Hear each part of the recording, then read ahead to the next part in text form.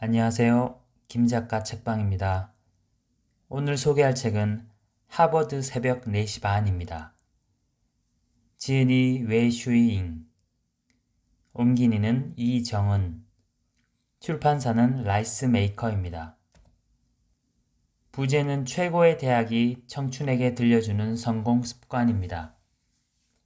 하버드 대학과 관련된 책은 한 해에도 수십 권씩 출판이 되는 것으로 알고 있습니다. 지성에 관한 한 최고의 확고한 자리를 꿰차고 있으니 관련 컨텐츠가 쏟아지는 게 당연하죠. 몇 주 전에 제가 리뷰했던 어떻게 인생을 살 것인가 역시 하버드 대학을 다룬 책이었습니다. 하버드와 관련된 에피소드는 앞으로도 끝없이 상품화될 것으로 생각됩니다. 제가 지금 손에 쥐고 있는 하버드 새벽 4시 반은 100만 부 판매 기념 특별판인데요. 저는 가볍고 작은 책을 좋아하는데 미니 에디션으로 사이즈가 작게 나온 책이라서 개인적으로 마음에 듭니다. 책 크기가 줄었기 때문에 글씨가 좀 작아지긴 했지만 휴대성이 좋고 책값도 저렴하니 마음에 들었습니다. 저는 우리나라 책들이 너무 외모에 치중하는 경향이 있다는 생각이 듭니다. 양장본처럼 두꺼운 표지를 쓰거나 또는 띠지를 붙이는 등 외장을 꾸미는 데 에너지를 너무 쏟는 느낌입니다.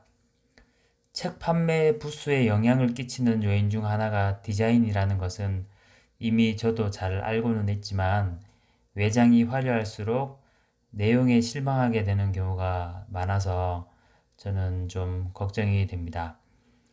게다가 디자인에 공을 쏟고 양장본에 띠지까지 붙이고 나면 가격도 많이 올라가기 때문에 좋지 않은 것 같습니다. 아무튼 이 책은 외장도 수수하고 판매고도 100만 부가 넘은 여러분들에게 선택받은 책입니다. 자, 그럼 지금부터 핵심을 추려 제 나름으로 각색한 내용을 말씀드리도록 하겠습니다. 너무 당연해서 힘 빠지는 얘기일지 모르겠지만 인생을 바꾸고 싶다면 노력을 남들보다 더 많이 기울여야 한다. 내가 특별히 재능이 없는 것도 아니고 남들보다 늦게 시작한 것도 아닌데 어째서 큰 성공을 거두지 못하는 걸까 하면서 한탄하는 이들이 있다. 이들은 모두 여가 시간에 여가만 즐겼을 뿐 인생에 치열한 적이 없었을 것이다. 치열하지 않았음에도 자신에게만은 성공이 다가와 줄 것이란 근거 없는 희망을 가지거나 자신은 그래도 남보다 능력이 뛰어나다고 과신하며 젊은 시절을 갉아먹는다. 그런 사람은 나중에야 깨닫는다. 자신은 큰 꿈만 꾸고 풍성한 수확이 입안에 떨어지기만을 기다렸지 자신이 정작 밭을 갈고 씨를 뿌린 데에는 노력과 시간을 투자하지 않았다는 것을 말이다. 당신에게 필요한 것은 수동적인 과신과 행운이 아님 능동적인 노력과 치열함이다. 하버드에서 박사과정을 밟는 학생들은 사흘마다 5cm에 가까운 두꺼운 책을 한 권씩 정독하고 수만 단어 분량의 리뷰를 쓴다. 새벽녘 하버드의 캠퍼스에 가면 대낮처럼 밝게 불이 켜진 도서관에 자리를 빼곡하게 메운 학생들을 볼 수 있다. 또한 학생 식당에서는 식사를 하는 모든 학생들은 한 손에 책을 들고 읽거나 한쪽에서 노트에 뭔가를 끄적이고 있다. 심지어 간호실에 진료를 받으러 온 학생들 역시 자신의 책에 몰두해 있다. 삼삼오오 모여 잡담을 하는 모습은 찾아보기 어렵다. 이렇게 하버드 캠퍼스는 구석구석이 움직이는 도서관이라고 할 수 있다. 많은 성공한 사람들은 이렇게 말한다. 성공의 비결은 시작하는 것에 달려있다 라고 말이다. 그의 말대로라면 성공이란 너무나 쉽다. 당장 일어나 행동하면 되는 것이기 때문이다. 그러나 보통의 사람들은 성공을 꿈꾸고 남보다 훨씬 멋진 삶은 살고 싶어 하면서도 어떻게 해야 그 꿈을 실현시킬 수 있을지 어려워하는 경우가 많다. 지금 당장 출발하면 아무리 먼 길이라도 달릴 수 있다. 신체적, 정신적으로 가장 활력이 넘치고 어떠한 가능성도 열려있는 10대 후반, 20대 초반의 나이는 공부하기에 가장 적합한 나이이다.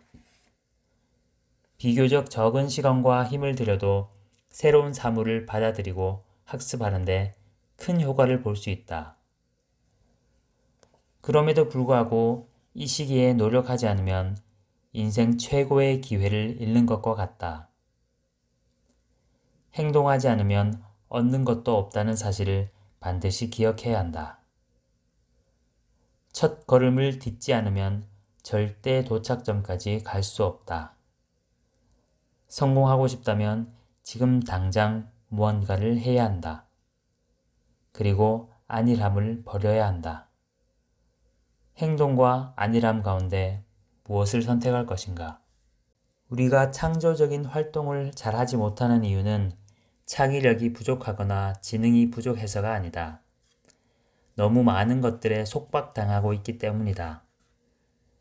누구나 풍부한 상상력과 창의력을 갖고 태어나지만 자라면서 외부 환경과 정해진 지식에 이런 창의적인 아이디어들이 꽁꽁 묶여버린다. 이것들은 끊임없이 모난 돌이 정 맞는다 라고 속삭이고 결국 우리는 정해진 규칙에 따라서만 일하게 된다. 그 결과 창의력이 설 자리를 잃어버리는 것이다. 독립된 자아를 기르려면 먼저 생각부터 독립해야 한다. 잃어버린 창의력을 되찾는 방법에는 여러 가지가 있다. 그 가운데 가장 중요한 것은 끊임없이 창의력을 기르기 위해서 생각을 그림 그리듯 하는 것이다. 또한 늘 몸을 열심히 움직여야 한다.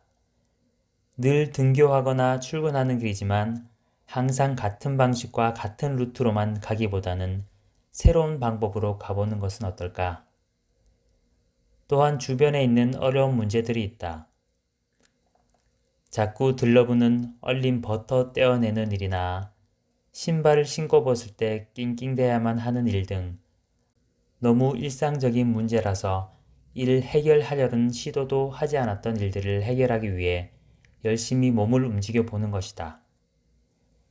이렇듯 주변에 있는 크고 작은 난제들을 자신의 지식과 아이디어로 해결하고자 한다면 다른 사람들이 제시한 해결 방법은 잠시 잊어버린 것도 좋다. 새로운 길을 찾을 때 우리의 사고력과 창의력은 굉장한 영향력을 발휘한다. 스스로 문제를 해결하는 힘을 기를 때 창의력도 폭발적으로 성장한다. 하버드를 방문해 보면 독특한 점을 느낄 수 있는데 바로 교수들이 수업 시간 내내 자신의 관점과 생각을 이야기하는 모습을 찾아볼 수 없다는 것이다. 강단에 서서 이야기하는 것은 모두 학생들이다. 하버드 교수들이 게으르기 때문일까? 물론 그렇지 않다. 하버드 교수들은 하나같이 우수한 학자이자 전문가이며 매년 새로운 주제에 대한 수많은 연구를 통해 각종 이론을 지속적으로 발전시키고 있다. 하버드의 자긍심은 우수한 학생들뿐만 아니라 사상과 정신적으로 독립된 학자들이 교편을 잡고 있다는 데서 비롯된다. 그렇다면 교수들이 너무 바쁜 것일까? 확실히 하버드 교수의 업무량은 엄청나다. 학생들을 올바르게 지도하려면 수많은 연구 계획을 읽고 고쳐야 하기 때문이다. 이렇게 교수가 끊임없이 공부하고 생각해야 학생들의 실력을 향상시킬 수 있다. 하버드 교수들이 학생들보다 수업에 많이 참여하지 않는 진짜 이유는 학생들에게 올바른 수업 태도를 길러주기 위해서다. 수업 시간에 교수는 내일의 과제를 간단히 설명한다. 물론 종이에 써오는 것이 아니라 생각하는 과제다. 학생들은 수업이 끝나자마자 도서관으로 달려가 많은 자료를 찾고 그 자료를 정리하고 분석하여 자신의 생각으로 종합한다. 이것을 토대로 다음 수업 시간에 자신의 관점과 주장을 펼치는 것이다. 교수는 학생들의 발언을 진지하게 들으며 핵심을 짚어주고 요점을 깨워준다. 언뜻 보기엔 매우 단순해 보이는 수업이지만 그 안에서 학생들은 자기 주도적이고 적극적이고 독립적이며 진지한 올바른 배움의 습관을 기를 수 있다. 이러한 태도가 평생에 걸쳐 유지되기 때문에 하버드 출신들은 언제나 뛰어난 것이다. 어느 동네에 거짓말쟁이라고 불리던 한 소년이 있었다. 그 소년은 늘 다른 이들이 믿지 못할 기상천외한 말들을 했다. 하루는 이 소년이 친구와 함께 집으로 가던 길에 작은 돌멩이를 발견했다. 소년은 돌멩이를 집어들어 자세히 들여다본 다음 소리를 지르며 친구에게 대단한 보석을 발견했다고 말했다. 그 돌을 살펴본 친구들은 말도 안 돼 라며 그를 남겨두고 가버렸다. 선생님의 질문에도 소년은 늘 다른 아이들과 다른 대답을 하곤 했다. 소년이 수업을 열심히 듣지 않는다고 생각한 선생님은 말도 안 듣고 거짓말하기를 좋아하는 나쁜 아이라고 생각해 자주 혼을 냈다. 그뿐만 아니라 소년의 아버지에게 소년이 학교에서 어떻게 지내는지 말해 주었다. 아버지가 아들의 거짓말하는 습관을 고쳐주기를 바라면서 말이다. 그러나 소년을 자세히 관찰한 아버지는 아들이 거짓말쟁이가 아니라 그저 상상하기를 좋아할 뿐이라는 사실을 알아차렸다. 사람들은 왜 아버지가 소년을 감싸는지 이해하지 못했다. 그러고는 아버지가 소년을 예뻐하기만 하니 못된 버릇이 생긴 거라며 소년이 커서 더 큰 거짓말쟁이가 될 거라고 말했다. 하지만 아버지는 이러한 말에 전혀 신경 쓰지 않고 소년이 거짓말을 할 때마다 칭찬을 해주었다. 나중에 이 소년은 정말로 나쁜 사기꾼의 거짓말쟁이가 되었을까? 사실 그는 역사에 남을 위대한 과학자가 되었다. 그 소년의 이름은 바로 찰스 다윈이다. 다윈이 내놓은 진화론은 풍부한 상상력의 산물이다. 만약 다윈이 어린 시절 다른 아이들과 똑같은 천편일률적인 생각을 하고 자신의 상상력을 키우지 못했다면 지금의 진화론 역시도 없었을 것이다. 하버드에서는 남과 다른 상상력을 가치 있는 것으로 평가한다. 풍부한 상상력을 지닌 하버드 학생들은 가장 앞선 교육을 받으면서도 기존 이론이나 교육의 제약을 받지 않는다. 오히려 그들은 예술 창작이나 이론 연구를 하면서 자신만의 독특한 방식을 찾아 새로운 관점과 주장을 자유롭게 펼치는 것을 권장받는다. 우리는 모두 상상력을 타고났다. 그러나 이러한 신의 선물은 우리가 자라면서 서서히 사라진다. 그러니 상상력을 발휘하라는 말보다는 상상력을 되찾으라는 말이 더 일리가 있겠다. 가장 순수했던 어린 시절로 돌아가 마음껏 자유롭게 상상해보자. 상상력은 우리의 창조력을 자극하는 동시에 시야를 넓히고 생각을 풍부하게 한다. 나는 여러분이 더는 속박받지 않고 상상력의 고삐를 풀어주길 바란다. 어린아이처럼 이리저리 뜀박질하고 해맑은 웃음소리를 울리며 성공을 향해 걸어가자. 한 농부가 기러기 알 하나를 주었다. 농부는 알을 닭장에 넣어 함께 부화시켰고 부화한 새끼 기러기는 병아리들과 함께 살게 되었다. 새끼 기러기는 점점 덩치가 커졌지만 날 줄을 몰랐다. 농부가 새끼 기러기를 손 위에 올려 날려보려 했지만 새끼 기러기는 병아리처럼 날개만 몇 번 파닥이다 바닥에 내려앉았다. 그러자 농부는 한숨을 쉬었다. 새끼 기러기는 애초에 날려는 마음이 없었던 것이다. 이 얼마나 안타까운 일인가.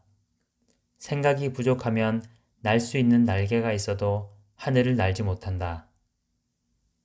우리가 마냥 이 자리에 머물러 있으려 한다면 자신의 운명을 바꾸지 못해 빛나는 내일을 맞이할 수도 없게 될 것이다.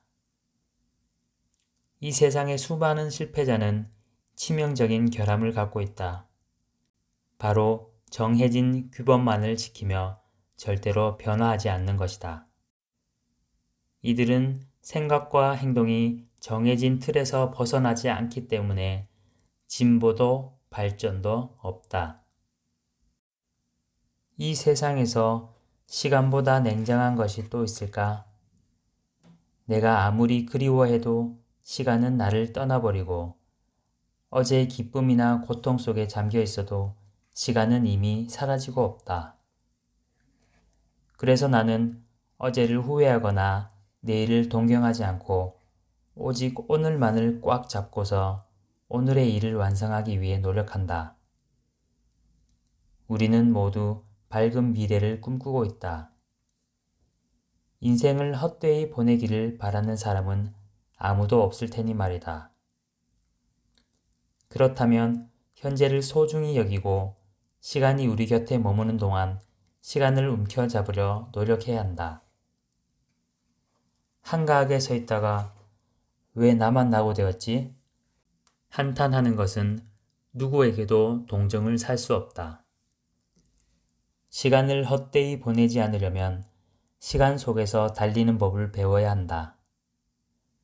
1분 1초를 효율적으로 활용하고 가장 빠른 시간 안에 자신이 목표한 바를 달성해내야 한다. 하버드 교수 제임스 앨런은 자신의 저서 생각하는 사람에서 우리가 일상 속 시간의 90%를 아무것도 하지 않고 보낸다고 했다. 실제로 많은 사람들은 하루 동안 밥 먹고 출근하고 잠자는 것과 같은 아주 사소한 일을 한다. 각기 다른 장소에서 의미도 가치도 없는 일을 하고 있다는 것인데 겉으로는 쉼없이 무언가를 하는 듯 보이지만 실제로 그들이 세운 목표에 부합하는 것은 하나도 없다. 바꿔 말하면 이런 일들이 존재의 가치를 실현하는데 도움이 되지 않는다는 것이다. 안타까운 점은 많은 사람들이 세상을 떠날 때까지 그런 식으로 하루하루를 보낸다는 사실이다. 실제로 다수의 사람들이 은퇴를 코앞에 두고서야 자신이 평생 동안 의미 있는 일을 한 적이 없다는 사실을 깨닫는다. 하지만 그때는 이미 인생은 거의 다 낭비한 후다. 결국 그들은 침대에 누워 아쉬움과 후회 속에서 매일매일을 보내고 그렇게 조금씩 세상을 떠날 준비를 한다. 우리의 시간을 흔적도 없이 훔쳐내는 시간 도둑의 흔적을 찾아내는 방법이 있다. 먼저 필요한 물건을 찾을 때마다 도둑은 모습을 드러낸다. 우리는 매년 열쇠나 지갑, 자료 등의 물건을 찾는데 10%의 시간을 낭비한다. 그러므로 물건을 잘 정리하는 습관을 들이면 그만큼의 시간을 지킬 수 있다. 또 게으름을 피우고 할 일을 미룰 때에도 도둑은 나타난다. 이때는 업무나 학습의 효율을 높이고 합리적인 계획들을 하나하나 세워나가면 정해진 시간 안에 모든 일을 끝마칠 수 있다. 시간의 중요성을 깨닫고 시간을 소중히 하는 습관을 기를 때 우리는 시간 도둑을 쫓아내고 성공에 한 걸음 더 가까이 다가갈 수 있다. 인생은 변화와 부침으로 가득하다. 산에 올라가면 반드시 내려와야 하는 것과 마찬가지다. 어느 한 곳에 닿았다면 다른 곳을 향해 움직여야 한다. 그 일을 마치면 또 다른 일을 해야 한다. 가보던 길만 걷고 해보았던 일만 한다면 모든 삶이 천편일률적이어서 세상의 미래는 끔찍해질 것이다. 자신의 감정을 효과적으로 조절하지 못하는 사람은 성공하기 어렵다. 하버드 교수들은 학생들이 자신에게 지나치게 관대해지지 않도록 가르친다. 내 주변에서 일정한 성과를 거둔 사람들도 하나같이 자신을 엄격하게 다뤘기에 그토록 어려운 일들을 해낼 수 있었다. 학창시절 나의 선생님 한 분이 자주 하셨던 말씀이 기억난다. 큰 일을 하는 사람은 특히 인내할 줄 알고 큰 일과 작은 일을 구분할 줄 알아야 한다. 언제나 냉정함을 유지해야 하며 충동적인 감정에 휩쓸려서는 안 된다. 하버드 출신의 인재들은 별것 아닌 일에 결코 신경 쓰거나 벌벌 떨지 않는다. 그들은 자신의 삶이 굵직한 일에 에너지를 쏟게 하여 결국은 성공한다. 물론 누구나 한두 가지 나쁜 습관은 가지고 있기 마련이다. 하지만 이런 오랜 습관에 관성이 붙어 극복하려고 하지 않는 것이 가장 나쁜 습관이다. 이런 습관을 바꿔야 진정한 자유로운 사람이 되고 스스로 제어할 수 있는 사람만이 운명을 다스릴 수 있다. 성공의 가장 큰 적은 기회가 없는 것도 능력이 부족한 것도 아니라 자신의 감정을 다스리지 못하는 것이다. 기분이 좋지 않을 때 분노를 조절할 수 있다면, 의기소침해 있을 때 자신에게 힘을 불어넣을 수 있다면, 어떤 나쁜 감정에도 휘둘리지 않고 스스로를 다스릴 수 있다면 성공은 결국 당신의 차지가 될 것이다. 이상으로 핵심 내용을 낭독해 드렸습니다. 당연한 이야기 같지만 이 책의 핵심 내용은 열심히 살자입니다. 특별히 열심히 정도가 아니라 정상 범위를 벗어나는 아주 독한 수준의 열심인 듯합니다. 성공을 위해서는 남들과는 다른 수준의 노력을 기울여야 하고 꾸준해야 하며 다른 것을 포기하고 한 곳에만 쏟아부어야 한다는 것입니다. 흔히 과거에 선생님들이 말씀하셨죠. 남들 놀 때 놀고 남들 공부할 때 같이 공부해서는 절대 경쟁자를 앞서갈 수 없다고 말이죠. 이 책은 노력과 정진의 가치를 드러내는 책입니다. 그리고 조금 상업적인 관점에서 말씀드리자면 이 책을 읽는 내내 청소년판으로 다시 나와도 좋겠다는 생각이 들었습니다. 시중에 성인들을 타겟으로 성공한 책 중 청소년용으로 나온 책이 많습니다. 이 책은 청소년이 꼭 한번 읽어보았으면 좋겠습니다. 저 역시 개인적으로 잘 소장하고 있다가 제 아이들이 좀 더 크면 읽혀야겠다는 생각을 하게 되었습니다. 강요하면 또 안 읽을 테니까 책장에 잘 보이게 삐죽 튀어나오게라도 꽂아 놓을 만한 책입니다. 여러분께도 일독을 권해드립니다. 이상으로 하버드 새벽 4시 반 소개를 마치겠습니다. 그럼 다음 편에 뵙겠습니다. 감사합니다.